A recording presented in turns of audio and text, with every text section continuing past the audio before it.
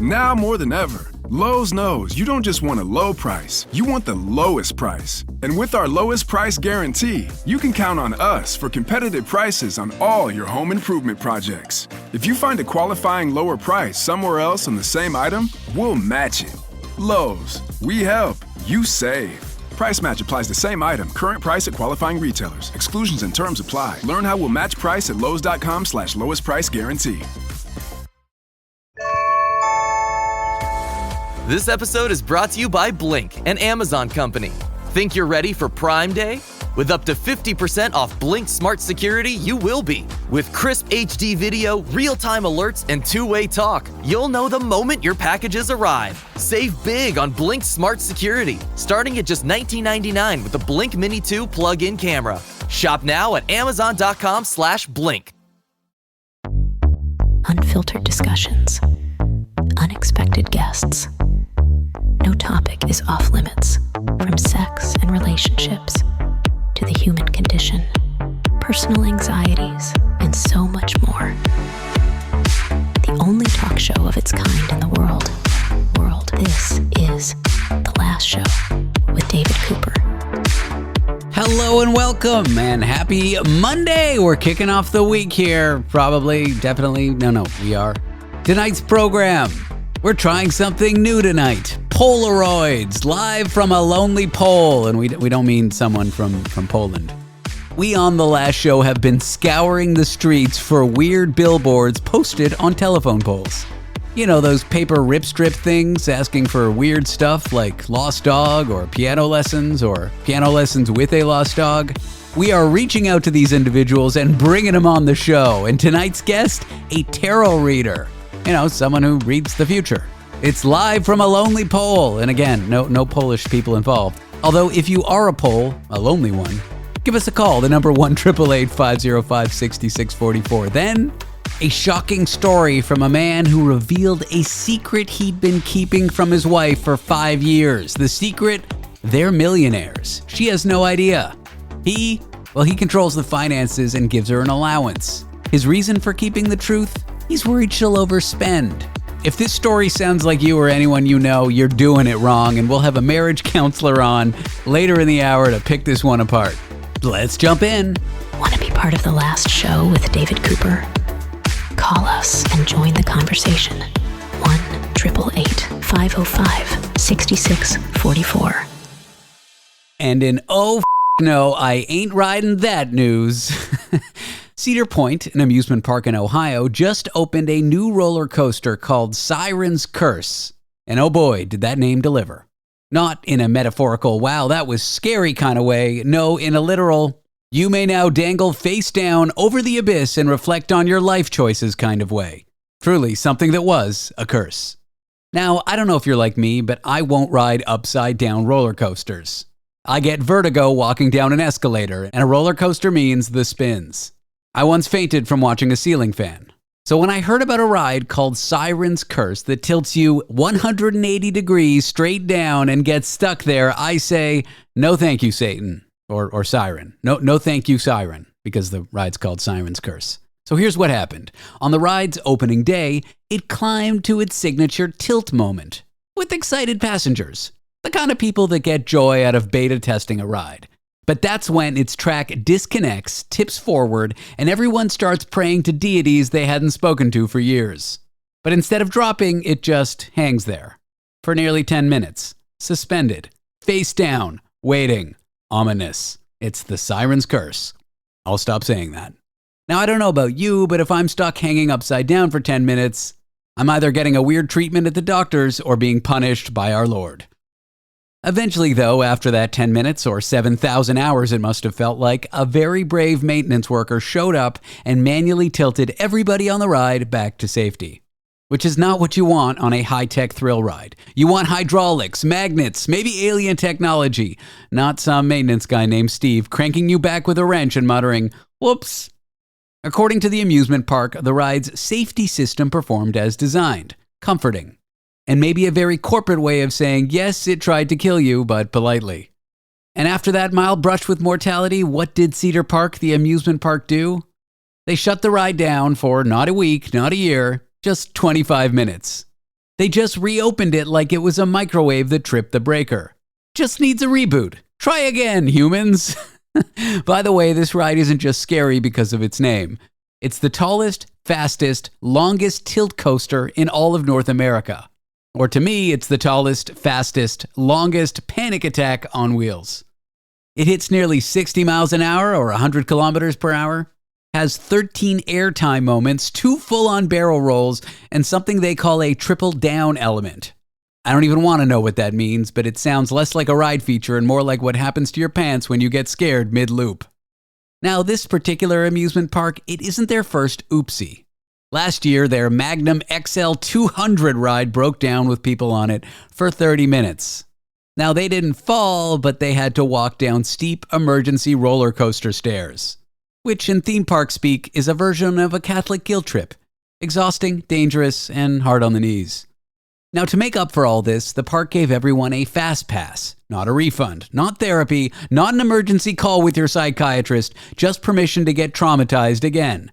Except maybe faster this time. And what did the riders say? Did they swear off roller coasters forever? No, one woman interviewed said, "Things happen. I'm not going to let this stop me." She is 7,000 to 7,000 times more brave than me.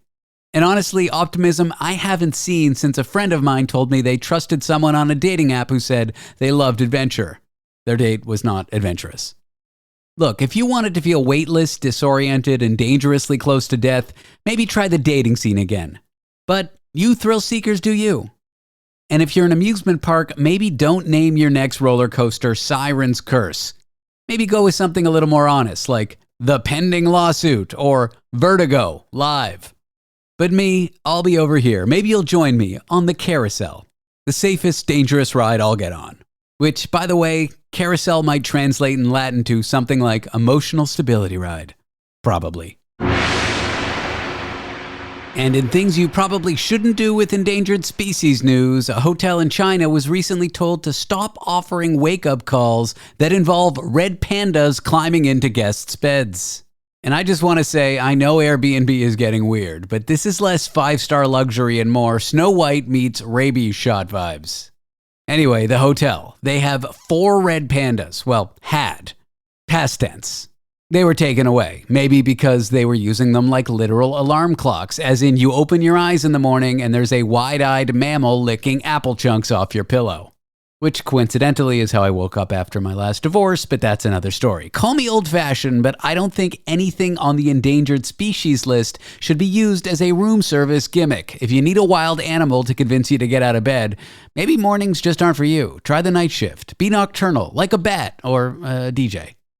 Now, it would seem people were lining up just to book this panda crawl experience. One British couple even filmed it for their YouTube channel. It got popular. In the video, a panda climbs a tree, walks down a hallway, and eats from their hands, and hops into their bed. At which point the woman squeals, "Oh gosh, I can't believe a panda got in my bed." I mean, same, except when I get into bed, I'm hoping for a down blanket and maybe some emotional closure, not a raccoon-looking thing with a vegan diet and protected status. But other than that, same. Now, if you're wondering, how is this even legal? Congrats, you're more qualified than the hotel manager because the nearby Forestry Bureau eventually did intervene and shut this whole operation down.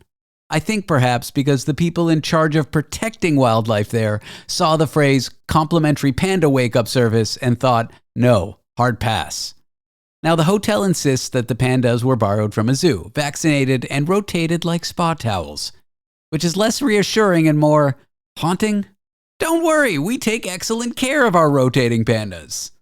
Oh, good. Are they also available for weddings, bar mitzvahs, corporate mixers, seances, quinceañeras?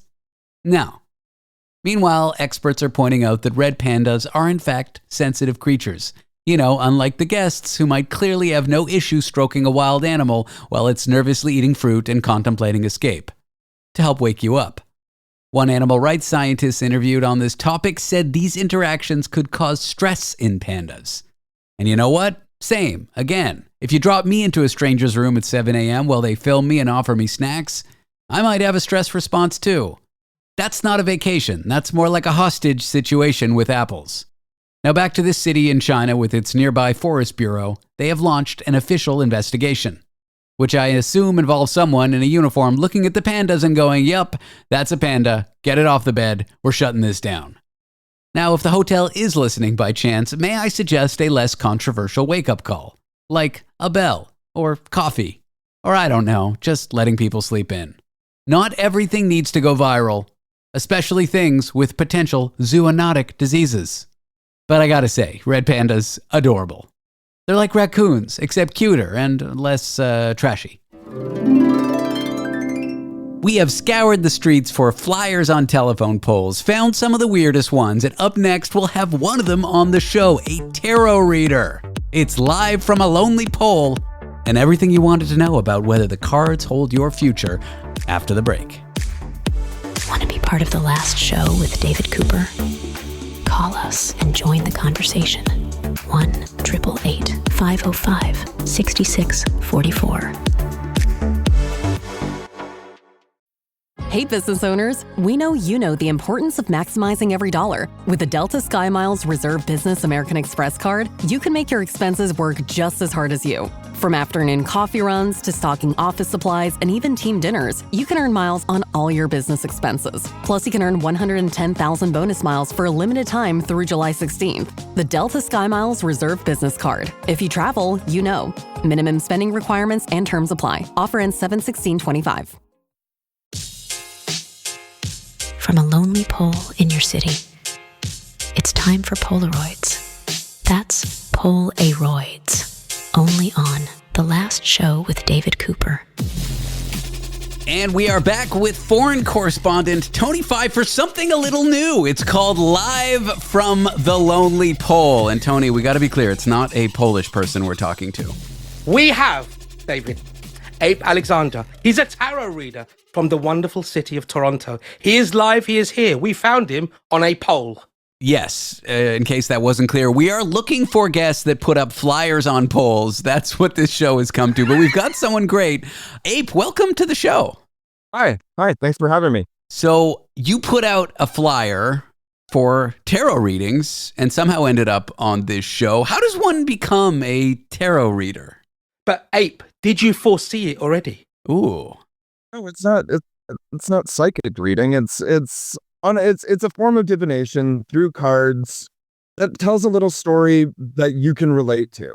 Okay. And so, to answer the first question about the flyers and the polls, I came up with an idea just to help boost business, to bring it back, because over the pandemic, everybody and their grandma decided to take up tarot reading, apparently, and now that's dying off. So I'm trying to kind of bring it back for my life. And I've been doing this for over 30 years. Wow. And so what sort of person do you get replying to your adverts, apart from lunatics like us? You must get like normal, sane people replying to you, right? It's not just us, is it? Because if it is just us, I'm so sorry. No, this is a highlight. It's a mixed bag. I'm going to be pretty honest. When you put your number out there, yeah, you have to be open to everybody that's going to call that number. So for me lately, it's been a lot of like lonely people or people. Us. You guys. I mean, this is hilarious. I was so happy to get this email because I didn't know what it was all about. I had never heard the show before, if I'm being honest. That's like a lot of people. Yeah, that's fine. You and my mother included. Yeah, okay, that's fine. I listened to my first episode last night. Aw, I saw we had one listen. David, you saw it and it said Toronto, but you said it was your mum. I thought it was my mom. Fingers crossed. So what exactly is tarot reading for an idiot like me who's never done it? What does a reading look like? You've got the cards, this much we know. And Ape, just to slow David down there, he actually did say before this was going on, Tony, we've got a tarot reader. So how do you deal with people that can't even spell and read the word tarot? You know what? I just take them. I'll agree to however you say it. Okay. But I'll be saying it the way it's supposed to be said. Sure. Throughout the entire conversation. It'll be like, oh, can I get a tarot reading? You can absolutely get a tarot reading Absolutely. We love a little passive aggression in our divination. Yeah, So imagine I'm a lonely person who called you, you are. which is all true, and I want a reading, which we probably won't have time for. What would happen? You'd bring the cards. What sorts of questions do you answer? How do you predict things? What are some of the weird things that can happen during a reading? So just to preface this, my business motto is there will be tears. Oh, boy. Oh, Yeah. that's that film, isn't it, with Daniel Day-Lewis? Yes, absolutely.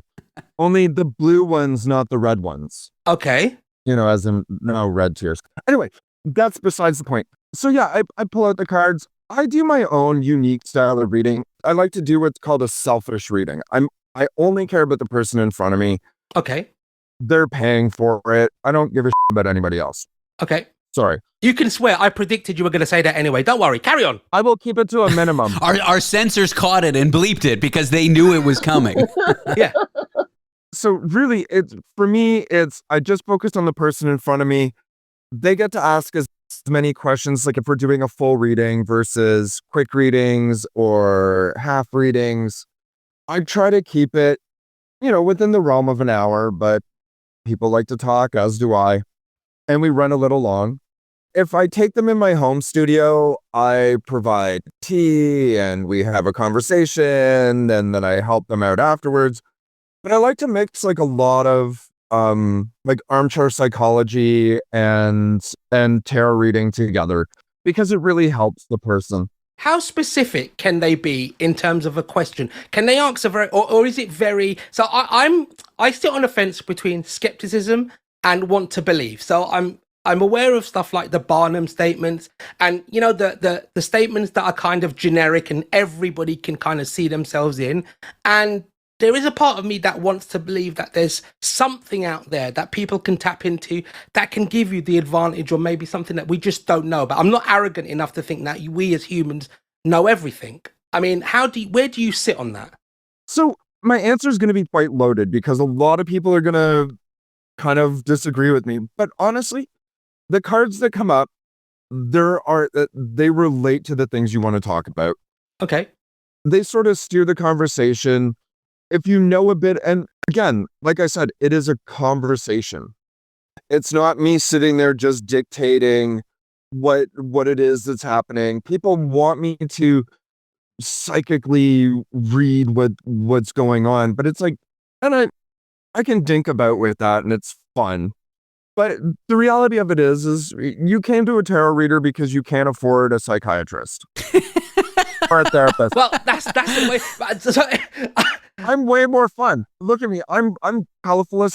Okay, for those who can't see Ape, he is probably about 7 foot. He's got tattoos all over his face. He's got a tattoo on his skull. He has got black nail varnish on, and he's sitting in front of what looks like a sort of demonic Baphomet type image. I am actually terrified of him. Whatever he says about me for my tarot, I will accept. So if you say that I'm going to become a rabbit tomorrow, I will completely accept that, David. I think he looks very sweet and nice, despite all the imagery. We just have a little bit of time. What's some of the wildest things that have come up in a tarot reading? A moment where you were like, I can't believe that just happened. Oh, geez. I think my favorite one happened well over a decade ago. I was reading for a group of people, and I don't really like to do relationship readings, but everybody wants a relationship reading. Mm-hmm. And I read for a girl who was being witnessed by her best friend, instantly said, "Oh, you're pregnant and it's an affair baby." She starts crying because only her best friend knew about it. The person she was having an affair with was at the bar with them. No. Her boyfriend heard this. Oh, and I read every single one of them. And that was where my business motto came from. There will be tears. Because every single one of those people, except for the boyfriend, who wasn't supposed to learn anything. But including the baby. Oh, yeah. Well, that was probably crying. Yeah. But and then I had other readings that night where everybody was crying at one point, except for one person who would be crying later when he found out. There's a lot of power in it because the people are very vulnerable And, you can say anything to these people in that moment, right? And because they're clinging to you, because like you said, maybe they can't afford a psychiatrist. Maybe they're at rock bottom and think, okay, this is what's going to help me right now. So there's quite, you're handling quite a lot of power in these readings, right? But I also like to do it where everybody's treated equally. Like, I don't turn anybody away. I will deal with the most ridiculous questions and try to bring it back into a relatable or helpful way. Well, you can find Ape of the Dust on Instagram. His name is Ape Alexander. He's a tarot reader. You can also find ads for him on telephone polls. And that concludes the inaugural Live from a Lonely Pole. Ape, this was a great pleasure. Thanks for joining us on the show. Thanks for having me, guys. Hey, it's been absolutely fantastic. I'd like to bring you on again. I need to talk about my foot fungus. And I need to talk about me and Tony's relationship because I might be pregnant with his baby. Maybe. And there will be tears. Amazing. I can't wait.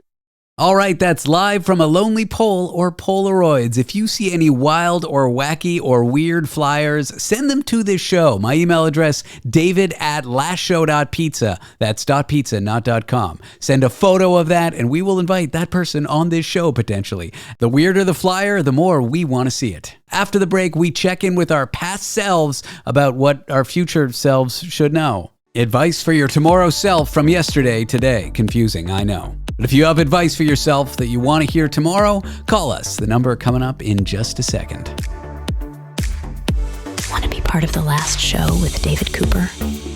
Call us and join the conversation. 1-888-505-6644. At Sierra, discover top workout gear at incredible prices, which might lead to another discovery. Your headphones haven't been connected this whole time. Awkward.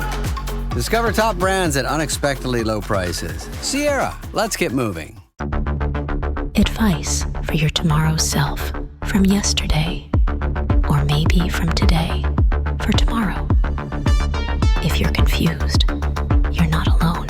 This is what happens on the last show with David Cooper and Tony Five. Oh, it's everyone's favorite dystopian music and everyone's favorite dystopian co-host, Tony Five. Welcome in, my friend. And it's obviously my favorite Dista jockey, David. Dista jockey? Yeah. Okay, you make no sense. Welcome, dear fans, North America, South America, West America, East America, and all over the world. It is I, Tony Five, foreign correspondent extraordinaire, which is French for extraordinary. I wonder if we could play in the South Pole, in Antarctica. Which one is Arctica? Is that the top or the bottom? That's the top. And which one is Antarctica, the bottom? The bottom, yeah. Which one has all the bears? That's the North Pole. Which one has all the penguins? That's the South Pole. Okay. We haven't done this in a while, and it's one of my favorite things to do on the show. We check in with our past selves using time machine technology, and by time machine, I mean we record notes in the past to be played in the future, which is advice for today from yesterday, but from yesterday, it's tomorrow. David, this is not our award-winning segment, Advice for Yesterday's Tomorrow Today, that you ride yesterday, that you play today for yesterday. It's not that one, is it? It is. Advice from your tomorrow self from yesterday today, because it's advice from yesterday for your tomorrow self, and we play it today. Yeah, but which is tomorrow when you played it yesterday, though, right? No, I'm playing it now. But when you recorded it, it was yesterday. Well, I'm not playing it now. I'm playing it in the future, but like 2-3 seconds from now. So you're going to play it later, but it was recorded in the past. Yes. But it was played for tomorrow, but you recorded it yesterday. You nailed it. And by the future, I mean right now. Here's Tony from yesterday talking to himself today, now. Hey, Tony, right, this is your advice for tomorrow, for today, that I'm going to send tomorrow. That's going to be for today. It's been a hot minute, It's not been, I haven't sent it yesterday or the day before yesterday or even the week before yesterday. So this is a new one, actually. So yeah, this is I'm going to be going to work for the first time in about 7 or 8 months after being not very well. So a bit worried about it. But my advice to tomorrow person from today, which was going to be played yesterday, which will be tomorrow for today, is don't worry. You know this job. You've been doing it for years, decades. You don't need to think about it. But yet, you're worrying for no reason. So just don't worry. Just do it. I think I could use that meme for something else. Just do it. I wonder if I can copyright that. Anyway, David, that's my advice. Tony, you are going back to work and you do know what you're doing. And I want to share with you a mantra that I tell myself sometimes. David, you know, I've experimented, David, but you don't need to share another man with me. I have tried it in the past.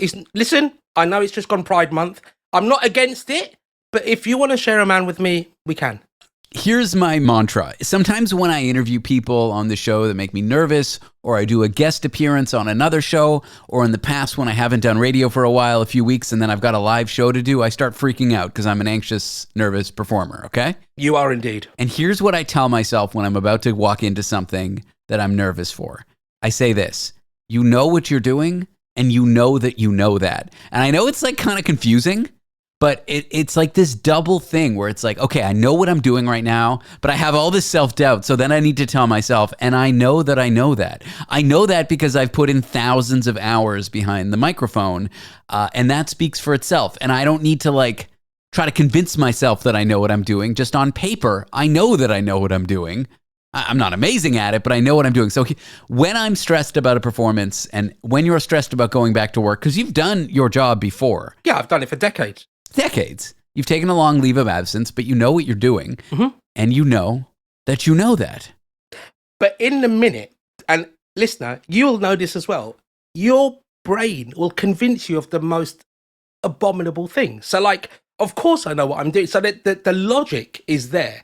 But the illogical side of me is saying, oh my God, what if I completely mess this up? What if I'm not good at my job anymore? What if, I completely cock this up and it's going to be the most awful thing in the world, and I'm going to lose my job, and I'm going to be living on the street, and I'm going to turn into a crack addict, and I'm going to have to sell my body.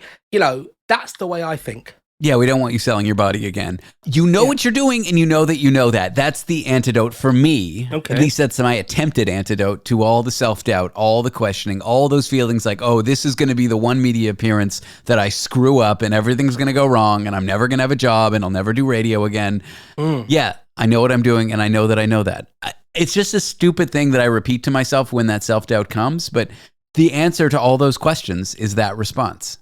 Yeah, the answer, my friend, is singing in the wind, isn't it? It's something like that. Here's my advice from my yesterday's self. This one I recorded after having all my luggage robbed in Spain.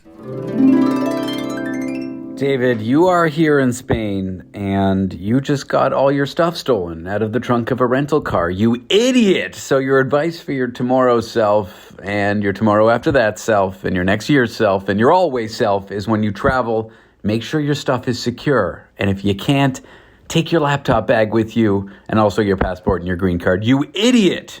I mean, I guess it's the thief's fault for stealing it, not yours, but still. That's my advice. I think you were a bit hard on yourself there, to be fair. Maybe that was the whole, you just got out of the dumpster having found your stuff. That's probably why you felt so angry right at that moment. But I mean, I think you're a bit hard on yourself there. Maybe boycotting Spain would have been a better one. I mean, Spain's beautiful, just maybe not the thieves. Yeah, for those who don't know, I got my luggage stolen. I had an air tag in the luggage, and we tracked some of the items that they didn't want to a dumpster. I then dumpster dove, soiled diapers, food that was rotten, peeling through the garbage to get my clothing. The funny thing is they threw all my clothing from my luggage into the dumpster and not my girlfriend's, which I'm a little insulted by. Do you know how normal sort of radio personalities have... they on their social media, they share like going to big, huge parties, on yachts, on live film premieres. Maybe we should share you dumpster diving in Barcelona on our social media, David. What do you think? I already did, but it was a story, so it disappeared, so I'll do it again. The craziest thing about this is I lost like the master copies of 4 years of my show. I have the final copies, like what we ended up doing, but like the master raw audio files in case we want to edit them or whatever in the future, all gone. And is that a big deal? I guess it's not, because the recordings of everything we did are still there, the final copies, like what we broadcast. Right. But yeah, I don't know if anyone's ever experienced this. And I used to work in computers. I should know better. I should back up. And I thought I did. I'm like, okay, if my laptop dies, at least I'll have a backup disk of everything. And I had that backup disk, but I wasn't backing up for security. I was backing up for redundancy. So that disk was in my laptop case that got stolen. And of course, it was not thrown in the trash, because the disk is worth something. The funniest thing is that we had actually spoken about that, not even 2 weeks before. You were saying, yeah, I have a backup of everything. I was like, oh, that's brilliant. But I didn't, like you said, you backed up, not for theft. You backed up for it to blow up. I kept on responding to Miranda in distraught at the time, my girlfriend. I kept saying like, oh, I've lost my life's work. It's not true, but I don't know if anyone's ever experienced that. Lost important work that they can't get back or photos. And that's what happened to me. And so my advice is don't let it happen again. I'm also going to back up things and not carry them with me when I travel. Tony 5 is here. It's advice for your yesterday self for tomorrow. Tony, thank you for being here. David, always a pleasure, my friend. I'll be here today, or maybe yesterday, or tomorrow. There he goes, Tony 5, our foreign correspondent. If you like what you hear, but you're just tuning in, or you're not going to be with us the whole night, fear not. The last show is available on demand as a podcast. Just head to www.lastshow.pizza. That's .pizza, not .com. And there you can find details about our podcast, including how to subscribe. And please do subscribe. We really need to get those numbers up to double digits. Oh, and if you want to partake in advice for your tomorrow self from yesterday, use our time machine. It's very simple. Call 1-888-505-6644. Record some advice for your future self. We'll play it on the show for you in the future. That'll be tomorrow, not today. And just like that, you can commune with the past and advice from your past. So leave that voicemail, activate that time machine, or something like that. After the break, a man secretly makes $175K a year, but hasn't told his wife they're millionaires. For 5 years, she lived on an allowance. We will unpack the psychology of financial secrets control and what happens when the truth finally drops. Know anyone in a situation like this? This is not good couple behavior. Details in a few moments.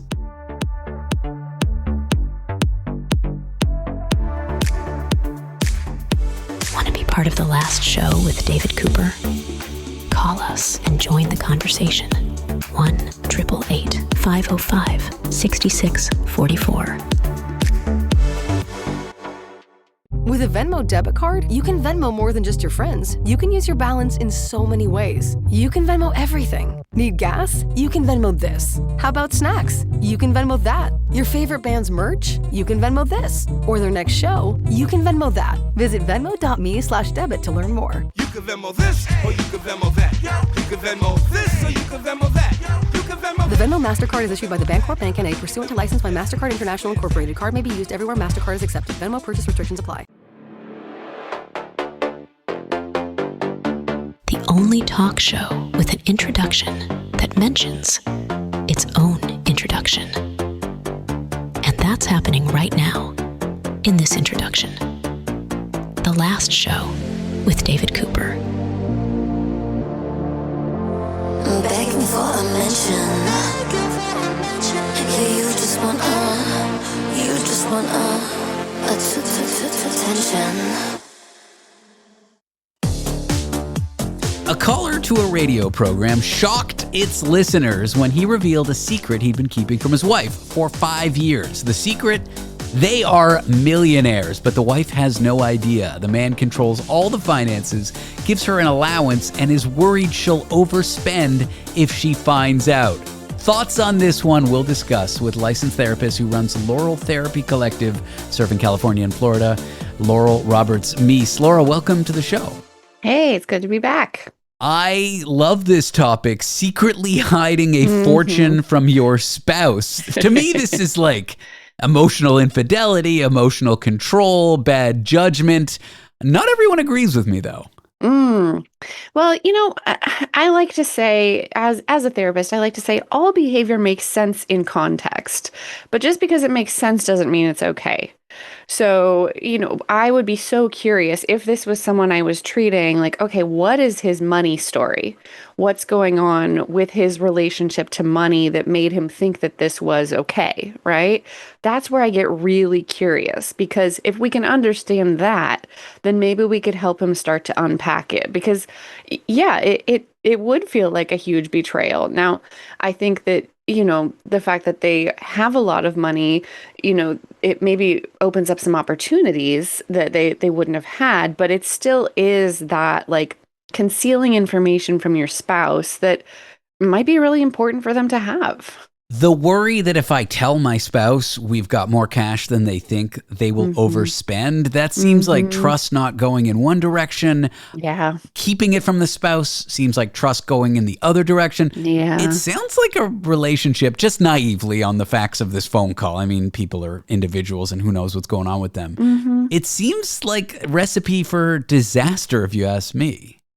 Yeah, it's definitely something that would be a big rupture. And I do think it's workable if this couple really commits to like, okay, let's try and understand why this happened. What can we do going forward? Just like any rupture in a relationship, there's an opportunity for a repair. Absolutely possible. But both people need to be able to commit to doing the work. And one thing that I noticed as I was listening to this call is that the caller, the one who knew that they were secretly worth millions, he was really hung up on the content of this, like the money piece versus the process. The process was he concealed a major piece of information from his spouse, and he was really struggling to get with the process, right? The process is you deceived your spouse. That's exactly right. Without getting specific, like I don't want zip codes, names, social security numbers, addresses, buzzer codes. Is this kind of concealing something you see a lot or that therapists see a lot in practice where one spouse is like super cagey about money things and doesn't tell the other anything? I mean, money is one of those really hot button issues, right? It's right up there with in-laws, sex, how you spend your time, those hot button conflict issues. And actually 45% of couples admit to some level of financial deception, right? Maybe not on this scale. Maybe it's a white lie about, $100 spent, which to some people would be an enormous betrayal, right? Sure. But where I go actually in what I'm thinking about is that financial abuse is actually the most common kind of domestic violence. And when you think about money as a tool for power and control, things can get really messy really fast. So obviously, no one goes into a relationship intending to abuse their partner. And I don't necessarily know that that is happening in this case. Like, we only got, a couple minutes on a phone call, and most of the time the host was talking just about how, out of line the caller was. But that's definitely a red flag and something that I would want to assess for if this was showing up in a couple that I was treating. Financial abuse, what does it look like? Maybe people have observed it but not put the words to name and they don't know they've observed it. Could be between them and their spouse. Maybe their parents did it. What are some examples of financial abuse that we see in couples? Well, anytime one person controls all the money, that's just a breeding ground for financial abuse. I don't love that the caller in this case referred to, giving his wife an allowance. When you marry someone, you come up with a financial agreement, and, putting someone on an allowance is a little infantilizing. Yeah, you're marrying them, not adopting them. Yeah, exactly. And, together you come up with a financial plan and you carry joint responsibility for executing that plan. Now, people also come into a marriage often with very different money stories and different approaches to money. Maybe they're avoidant, maybe they're obsessed with money, they have a scarcity mentality or an abundance mentality. And it's very rare for a couple to share exactly their kind of money approach. And so in couples therapy, something that I do a lot is have couples tell each other their money story so they can really understand where the other person is coming from and have more empathy and compassion and work towards a more balanced approach that honors both of their needs rather than just one person controlling it. Because financial abuse, which was your original question, is anytime money is used for power and control. So I've seen, I've heard of, people who had their credit destroyed by a partner who insisted on utilizing their credit cards or taking out a mortgage in their name or, things like that, that it can be really, really bad. Your life can be, and if your credit is destroyed, then that really impacts your future. So it can look like that. It can look like, withholding all the money. It can look like demanding in a kind of punitive way to go through line by line every credit card statement and justify each expense. It's anything that doesn't feel collaborative and like you're working towards a shared goal. When you discover your spouse or your partner's secret credit card debt, that'd be the negative or maybe quote unquote positive. You discover they've got this bank account with 100 G's in it you've never heard of. Yeah. And I know maybe the answer is seek a couples counselor, but what do you recommend to people who thought they weren't in a situation like this only to discover that maybe they are? Yeah. Again, get curious. All behavior makes sense in context. Doesn't mean the behavior is okay. Get curious about why and what the money story is behind that. Of course, protect yourself. Make sure that you have all the information and any legal protection you might need. If you're not yet married, it's not too late to do that. If you are married, you can talk to not just a therapist, but I would actually recommend a financial therapist. Those exist. There's a fabulous organization called the Financial Therapy Association, and they have any number of professionals from accountants, forensic accountants, bookkeepers, financial planners, and mental health professionals that are specifically trained in helping individuals and couples who have emotional issues that are creating problems in their financial life. This is something I'm hearing more and more about recently, financial therapists. On the other side, though, if you are the jerk, if you're listening and you're realizing it's me, I'm the problem, I'm the one who behaves deceptively, what's the first step to change, assuming someone wants to change? Yeah, you got to come clean, and you do it honoring the process, not the content. On this radio show, the host kept saying, you need to come clean with your wife. You've deceived her. It's not going to go well when you tell her, but the sooner the better, right? Focusing on the process, which is what led you to make this decision to conceal it, and then owning up to that rather than just focusing on the content, which is the money. Well, Laurel Roberts-Meese runs Laurel Therapy Collective serving California and Florida. She's a licensed therapist. Laurel, thanks for discussing this with me. I appreciate your time. Thanks so much. After the break, traveling alone, lonely, terrifying, or liberating, or both. We'll speak to someone who had a trip to Paris all planned out with a friend, but when that friend backed down, she went anyway, had a great time, lived to write about the tale and the lessons learned along the way. Want to be part of the last show with David Cooper? Call us and join the conversation. 1-888-505-6644. Have you ever spotted McDonald's hot, crispy fries right as they're being scooped into the carton? And time just stands still. Ba-da-ba-ba-ba.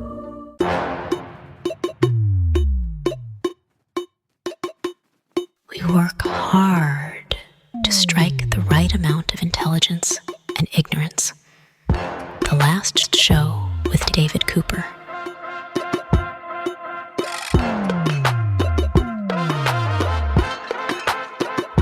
The joys of solo traveling. My guest accidentally discovered such joy of solo travel when a friend bailed on her during a Paris trip, and she's never looked back. From museum dates to chaotic train adventures, traveling alone might not be lonely. It might be liberating. Let's discuss with freelance journalist Hannah J. Davis, and she has recently written on this very topic, traveling solo.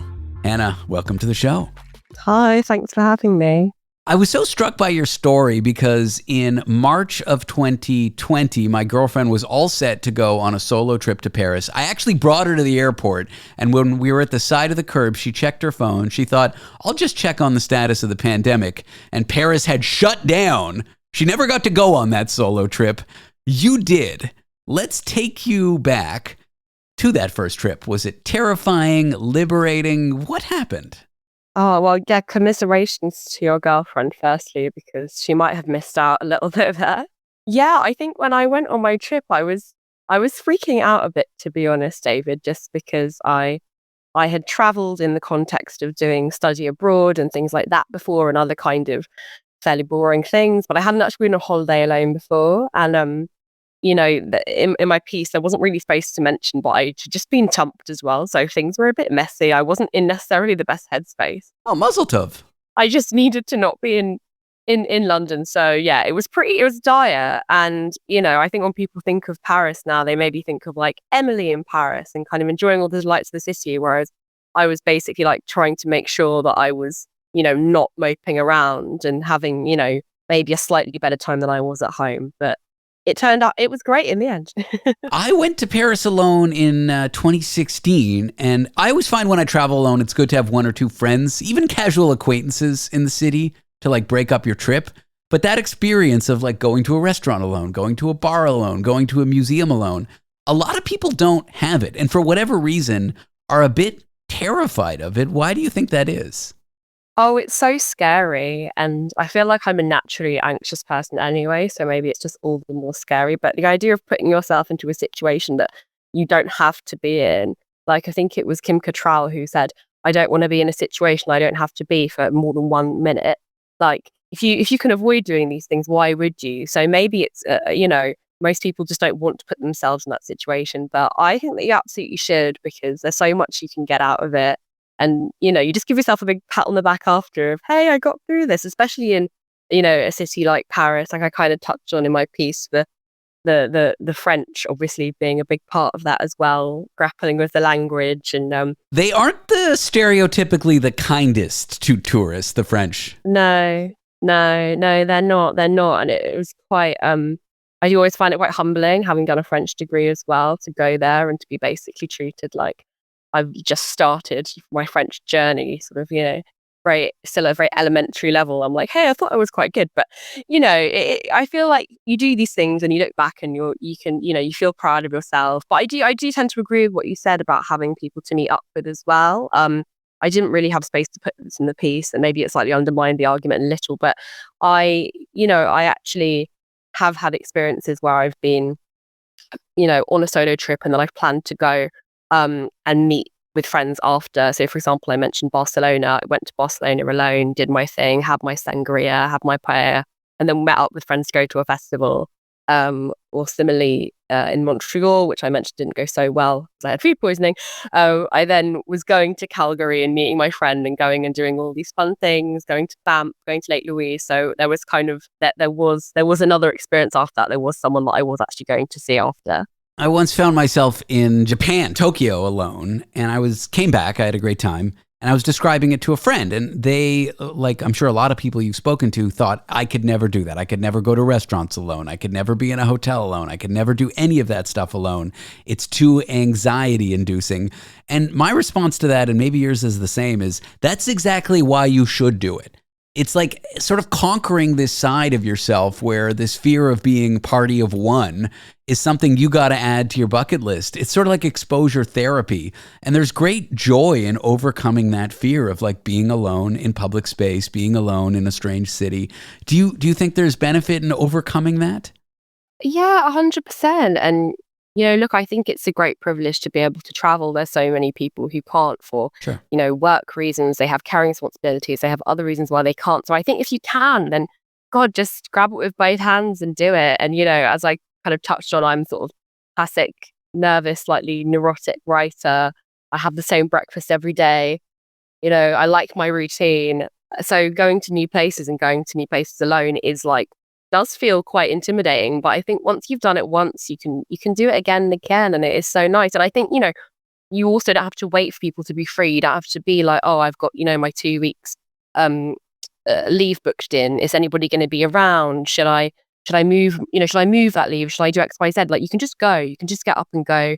And I love that about it. Let's talk about eating at restaurants alone, sitting at the bar alone. My ex-wife and I were once at a restaurant, and the host came out and shouted, "Norbert for one." And I thought that was the loneliest name you could have, to be a party of one. And it became this joke between my ex and I, Norbert for one. Anytime we did things alone, we would describe each other as Norbert for one. In retrospect, I've come to see Norbert is very brave. What can one learn about oneself when they eat alone or sit at the bar alone? Something that I think a lot of people are scared to do. Oh, I mean, I'm not going to lie and say it's not horrendous for the first 30 seconds. You 100% think everybody's staring at you. Everybody's whispering Norbert for one. Everybody's got eyes on you. But actually, you know what? Nobody cares. I think that's the thing that I try and remind myself in all these scenarios. Any quote unquote embarrassing thing I do, nobody cares. Nobody's focused on, what I'm doing. And often eating, it sounds a bit silly maybe, but I do try and eat a bit mindfully. I try and eat slowly. I try and think about the food that I'm consuming. Because, sometimes when you're eating with other people, it's more talk than eat, right? Mm-hmm. Whereas if I'm eating alone, especially if I've chosen a nice place, like I have been known to go to a fancy restaurant and get a tasting menu for lunch, then really enjoy that and enjoy the booze, and literally no one has eyes on you. Like the only people who, are really going to be concentrating on you, hopefully, are the staff. True, and if there's a couple snickering at you for being alone, like me and my ex-wife, we are the lame ones. Yeah. We are the ones with insecurities. Yeah. I was the one at that time in my life who wasn't brave enough to go to a restaurant I wanted to go to alone. Now I am that brave, and anyone who's looking at you for sitting at the bar alone, they got issues. This is not a person you want to be playing to.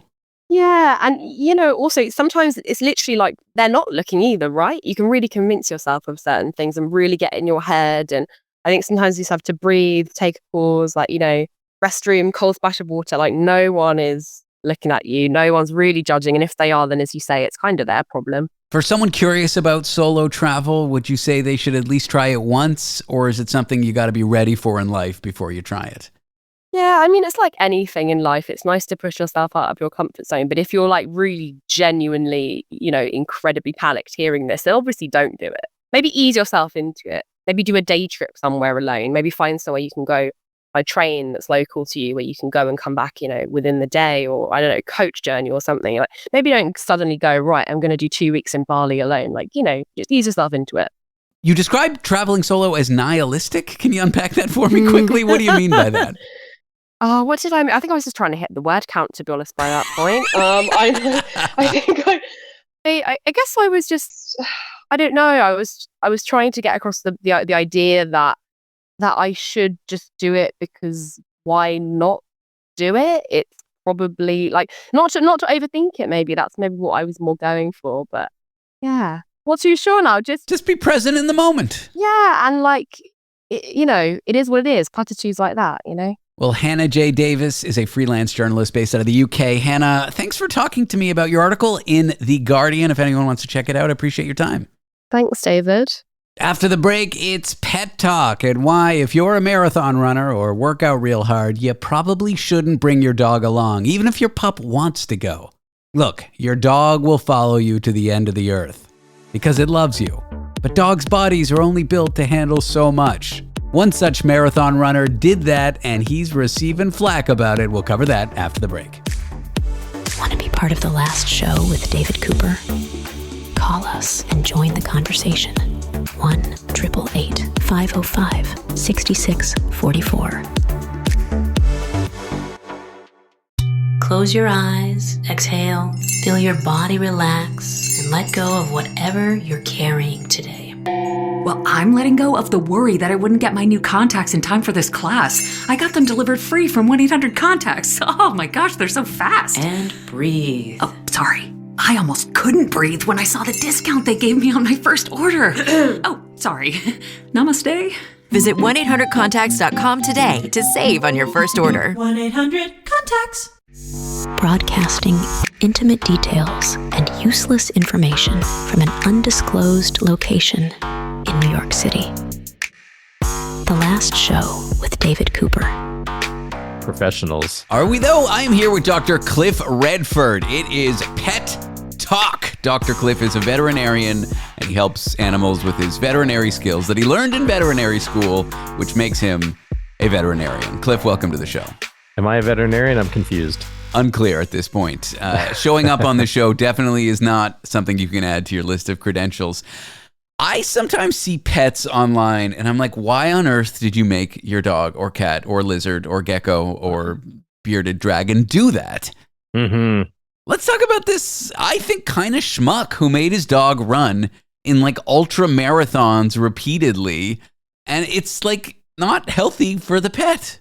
It is not healthy, and schmuck is a good description for this guy. And why do people do it? Unfortunately, a lot of them do it for social media cred. And that's what it seems like this was done.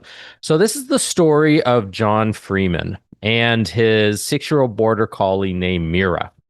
And basically, John competes in ultra endurance mountain biking races or courses. And he thought it was a good idea, not once, but twice, to bring his dog on this event. And so it started in 2023. John decided he was going to race in this 14-day race that was 160 kilometers. That is 100 miles to the exact.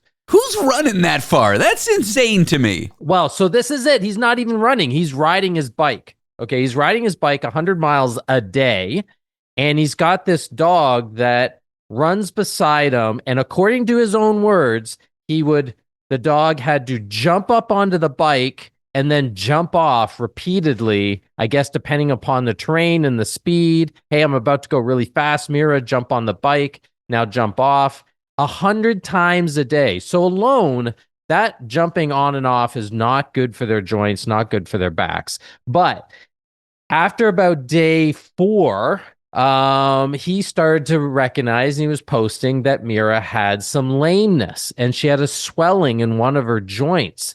And then there's videos of her lying motionless in the hotel room, refusing to eat. He decided he was going to assess the dog a couple hours later and then pulled out. And he finished the race on his own because Mira was not able to continue. And then 2 years later, so now in 2025, not only does he decide to do it again, but it is a 28-day race without breaks, and now up to 200 kilometers a day. So what is that, 130 miles? So it is longer in days, longer in distance. There's indications that he didn't really train Mira for this, so he wasn't really getting her prepared. There was no veterinarian that was consulted. And again, by day 5, he admits, he starts posting about how she's clearly struggling. He's again going to assess her on his own, and then ends up having to pull out, which, yeah, you finally made the right decision. But he pulls out and then gets a massive amount of public sort of support and accolade about how much he cares about his dog, and that he's not going to force the dog to do the traumas and the damage to her body that he is sort of forcing her to do. The dog loves him so much, it's willing to destroy its body to chase after him in a race. And he's really abusing that relationship. He's 100% abusing that relationship. He did this, the second race he was sponsored. He was sponsored by this bike company, and they have this new bike. So they wanted to show about how great this bike was. And they had the tagline of push yourself. Of course, it should be push yourself, and torture your dog at the same time. And then the worst is, well, not the worst, but one of the other problems is this animal rescue group called In Defense of Animals reached out to him publicly and just said, hey, how is Mira? I hope you've taken her to the veterinarian. Can we get some sort of confirmation that she's okay? And he publicly ashamed this rescue and refused to talk about it, and basically hid the fact that maybe Mira is struggling. Schmuck! Look, it sounds like Mira's doing fine now, but there are so many health problems. I'm going to throw out the big one, rhabdomyolysis. Rhabdomyolysis, you're nodding your head. You know all about this, David. No, I'm just you got to throw in the big word, don't you? You got to throw in the big word. Rhabdo, as it's called in the human world, because this is something that commonly affects combat sports athletes or sometimes endurance athletes. But the combat sports guys get it and girls, because they're training so hard in fight camp and they're cutting weight and then they're dehydrating themselves, that it's basically a muscular breakdown of muscle tissue, a chemical breakdown of muscle tissue, and the toxins result in this thing called myoglobinemia, or myoglobin is a protein, a muscle protein. Don't shake your head at me like that. It is. No, I'm just trying to follow you. You're like myoglobin, rhabdomyces, diabetitis. See, you're doing well. Yeah. You're doing well. So basically, it's a poison out of your muscle that ends up causing kidney and liver failure. It sucks beyond belief. So don't do this. Don't push your dog.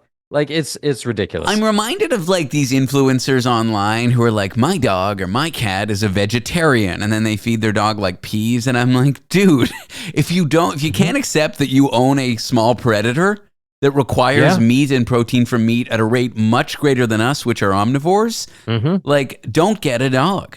Yeah, and I mean, dogs can actually be vegetarians and even vegans, but cats cannot. There's this, there's a very famous, not right-wing, but told to be right-wing podcast that talks about vegan cats in his stand-up routine. And he's right in the sense of these vegan cats. They get like retinal damage and kidney failure and all kinds of diseases. So yeah, people unfortunately use their pets and their children and their spouses, anyone but themselves, to basically get this social media street cred. Look, I used to run with my dog Thalia, and I was an ultra marathoner. I ran up to, my longest was 50 miles in a day. It took me 12 hours. You're nuts, man. Nuts. Yeah, but I trained for it for 6 or 7 years. But you didn't make your dog run with you all 50 miles. Exactly. She ran with me for training, and for about a year and a half, I slowly built her up, and the most she got was 19 kilometers. And the problem is like, how do you force them to drink? How do you force them to take in the necessary carbohydrates? And we said it at the beginning of this episode, I am actually a veterinarian, so I was slowly doing this and checking that my dog... I haven't called the school that you went to veterinary. I should call and check your references right now. Their phones are out. I can show you the Cracker Jack box that I got my license from. I thought you were going to say I can show you my diploma, and I was pointing, I'm in my office right now. I'm like, I can show you my printer. That's exactly right. A little dot matrix. No, I had somebody draw it. Come on. You got to get the calligraphy going. These days with AI, you probably could pretty easily print off a pretty sick diploma on Canva or something. When I first moved to the US, I had to bring my literal diploma to the visa interview, and they looked at it with a like a UV light to check if there was like UV security features on my diploma. Wow. Which I guess there were. They gave me the visa. Nice, beautiful. So, you know, the end of this story is, look, take your dog if they're the right sort of breed, and definitely border collies have the ability to be quite athletic and have good endurance. Take them on long runs, take them on long hikes, talk to your veterinarian, do it slowly, and recognize that they may not want to, or they may not be able to safely do this. And these animals are meant to like sprint. They're not long durance marathon animals. They weren't evolved for that. So like take them on short runs to begin with. Well, I mean, the average wolf runs about 30 miles a day and can go up to about 100 in very rare circumstances. But either way, not for 28 days straight. Well, if my grandmother had wheels, she'd be a bicycle. Dogs aren't wolves anymore. They've evolved. That is true. Dr. Cliff Redford is here. It is Vet Talk. When we come back, why cat leashes are becoming increasingly popular. This is The Last Show. I'm David Cooper. This episode is brought to you by Progressive Insurance. Do you ever find yourself playing the budgeting game? Well, with the Name Your Price tool from Progressive, you can find options that fit your budget and potentially lower your bills. Try it at Progressive.com. Progressive Casualty Insurance Company and Affiliates. Price and coverage match limited by state law. Not available in all states.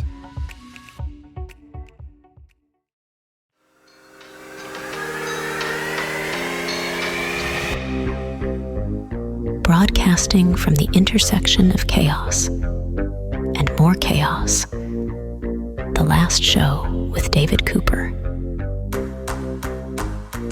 Da-na-na-na-na-na-na. Vet talk. Dr. Cliff is here. He is more of a dog vet than a cat vet. Maybe not actually, but I know he likes dogs more than cats. Is that true? If my clients are listening, I love them equally. I can tell by the way you were with my cat. I've had one cat my whole life. She was amazing. Her name was Rye. She lived till she was almost 22. Whoa. She's the best cat in the world, and I've had about 12 dogs. So, I don't know. I'll just say that. You were very content warning for any sensitive listeners. Maybe you want to cover your children's ears right now. You were very good when my cat was having anal gland discharge problems. Mm-hmm. I'm in downtown New York in Manhattan, and I have seen people on the island nation of Manhattan walk their cats with leashes, and I think they're insane. Not because of the act. I think it's great. You know, you can train your cat. I couldn't get my cat. When I put a leash on him, he just puts his butt on the ground, and you either drag him or you leave him alone. He's not he's not leash trained, and he refuses to be. I'm sure I could do more, but I don't really care. It's because of people downtown who have like pit bulls not on leashes and stuff. You know, like I would not trust other dog owners with my cat, but not everyone lives in a packed city. Cat leashes. Yeah. The thing is okay, so let's think about that line of reasoning. Let's say that, I hate to say pit bulls, let's say that large dog, because pit bulls are quite sweet. Let's say that very large dog is going to attack the cat that's on a leash. What's to stop them from attacking a little dog that's on a leash? That's another thing. It happens a lot. So that's another problem. Yeah, it happens. But so the problem isn't the cat being on the leash. The problem is the leash-free dog that is antisocial. Agree. Look, you can teach your cat, some cats, to be on a leash. You got to start really, really early, but it's a lot harder to teach them than it is a dog, because dogs are more domesticated and dogs have that pack mentality that if they think you're the alpha, they're going to listen to you, and they're more treat motivated, that sort of thing. A cat is as much a prey as it is a predator. And so you confine them to a leash and to a harness, and you take them for a walk in the city or the park or whatever. They may have some anxiety with that. With that being said, a lot of cats love it. And it is a great way to get your cat exercise and to get your cat to spend some time outdoors, especially if you are in Manhattan like you are and you have a tiny little, condo or a little... What do you mean? I have a mansion. I have a 4 square foot mansion. There you go. Perfect. If you have a little broom closet as a bedroom. A broom closet in Manhattan is a mansion, my friend. That's exactly it. Not to the cat. And so it is becoming more popular because more people are living in condos. It is also becoming more popular because people see how successful it is on social media. But unlike the previous story, I support this. If you want to do it slowly. As long as it's positive reward and not like positive punishment or negative reward. Those other 3 things are bad ways of training. We can get into that another time, but just do it slowly. And look, if your cat doesn't like it, though, you have to accept that, and your cat's going to stay inside.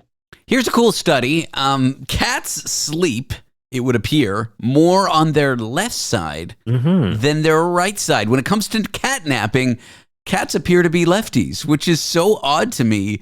First of all, is this true? Why would anyone ever study this? And this is a study out of a university. And then what's the reason for it? Yeah, and this was done in the Current Biology article, not the old biology article, an article in the magazine called Current Biology.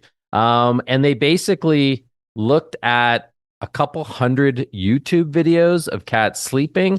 I think this was just a way to get a government grant to watch cat videos on YouTube. It wasn't a bunch of veterinary researchers at a university just wanted to go on YouTube. Their boss came in the office. They're like, I think so. Why are you on YouTube? And they're like, oh, we're doing a study. That's exactly it. So what they found was 2/3 of cats sleep on their left-hand side. And that's all they found. Everything else is just theory.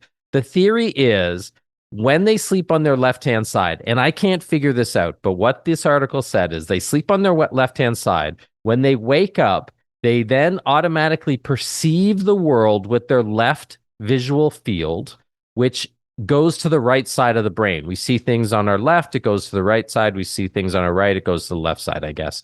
And the right side of the brain is in charge of spatial awareness, threat processing, coordination of rapid escape movements. So the thought is the cats being prey, as I talked about a second ago, if they sleep on their left side and they wake up, they're suddenly better able to assess danger. What I want to know, this is what got me thinking. This is so important. I'm not going to be able to sleep until I know this. What side do you sleep on, David?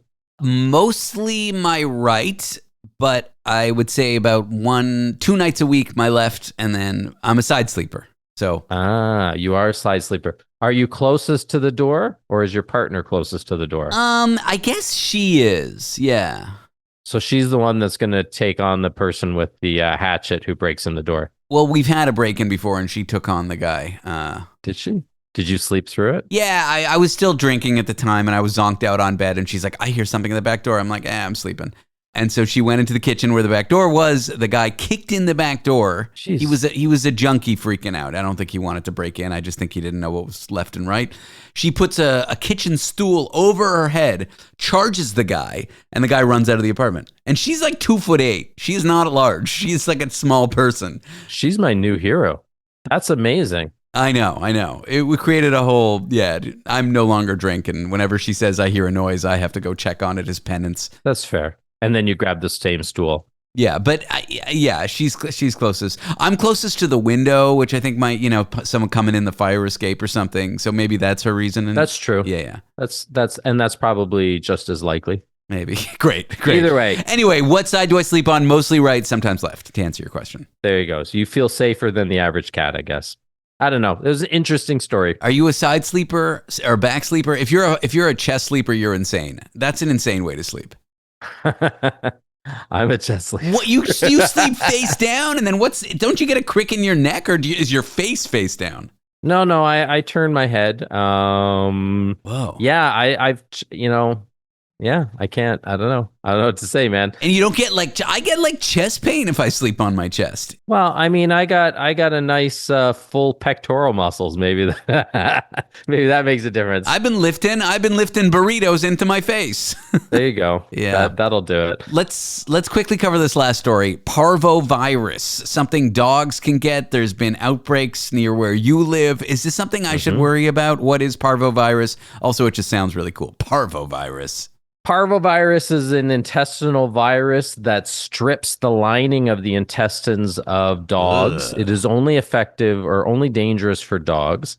And look, there's outbreaks all the time, everywhere, because it is a super common virus that is easily transmitted, and we vaccinate for it. So the treatment or the prevention is get your dog vaccinated, and get them vaccinated at the right time. Approximately 2 months old, 3 months old, 4 months old for the parvovirus vaccines. The problem is there's a period between when the maternal antibodies from the nursing mother into the puppy protect the puppy, and then those run out. And they may run out at 6 weeks. They may run out at 10 weeks. We don't know. It depends on all these different factors.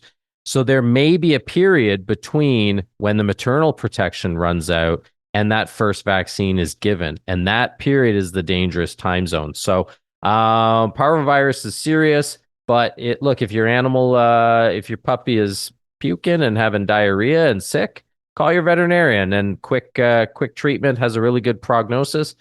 Slow treatment has a really good chance of death. So it's pretty serious. You can find Dr. Cliff Redford at 1-800-veterinarian.com. Check out Cliff's podcast. It's called Vet Life. Cliff, welcome. Goodbye. I don't even know left from right anymore. Thanks for being here. Cheers, buddy. After the break, we'll cover how childhood stress may make you grow up faster. There are advantages to that. But is growing up fast always a good thing? Like what happens to kids' grades when they face childhood adversity? Details in a few moments. Want to be part of the last show with David Cooper? Call us and join the conversation. 1-888-505-6644. Looking for a sign to start that summer home refresh finally? Early access to Blinds.com's 4th of July mega sale is happening now. Blinds.com invented a better way to shop for window treatments with upfront pricing, no showroom markups, and no salespeople in your home. Choose from classic shutters to outdoor shades and more, all backed by our 100% satisfaction guarantee. Shop early access to Blinds.com's 4th of July mega sale now. Save up to 40% site-wide, plus a free measure. Rules and restrictions may apply.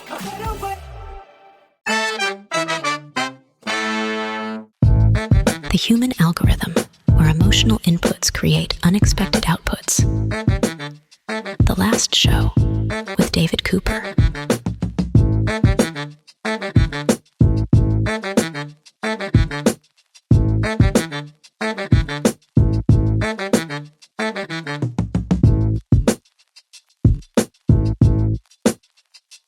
You know those kids who seem to grow up way too fast, who had tough childhoods? Well, what if their literal brains grow up fast as well? And not always for the better. My guest, an assistant professor of psychiatry at the University of Florida, found that childhood adversity may fast-track emotional development, but could hurt academic performance. Her name is Dr. Amanda Elton. Amanda, welcome in, my friend. Thank you so much for having me. So the headline, the summary of your paper is that adversity for kids accelerates brain development. That to me immediately sounds like possibly a good thing. Is there a silver lining here? Is this a red flag? What exactly does that mean? Yeah, so what we're looking at here is fMRI signals. So these kids had brain scans, both at a baseline time point when they're 9 to 10 years old, and then they're scanned again 2 years later at 11 to 12 years old. And it looked like that generally in the brain connections that we were looking at, that there are decreases between these large-scale cortical brain networks and subcortical brain regions. And these connections between these sets of regions are connections that tend to be related to emotional development, among other things. And we saw that there were decreases over time amongst basically everyone in this large study. But the kids that were exposed to a greater number of stressors were showing faster decreases, suggesting that their brains were developing at a faster rate than typical. I think we've anecdotally all met young people who seem like fully well-adjusted adults. What kind of adversity are we talking about here? Are we in the realm of like difficult traumas? Would moving to a new school count? My brother growing up, he was not my kind of guy. He was really rough on me. We're good friends now, but like what would these stressors be? Or is it the sum of many things? Right. So this data came from the Adolescent Brain and Cognitive Development Study, or ABCD study, that some people may have heard of before. And there are a number of different types of stressors that were measured in this study. But for this analysis, we're focused on specific stressors that were measured from a large set. All the kids were asked basically a dozen different types of events if it had happened to them in the last year. And so these included things like having to move or your parent losing a job. But it also included some things like my best friend died. Wow. Or my parent was hospitalized. So there's sort of a range of different types of events that were included. So some heavy stuff could fall under this umbrella. For sure. Now, these brain changes, do they help kids cope emotionally? What happens to their grades? Yeah. Okay. So that was a really interesting finding. So we looked to see, first of all, what were the brain changes that were related to these stressors. And so, as I said, there were these specific brain connections that were particularly changing, and they were showing this accelerated maturation.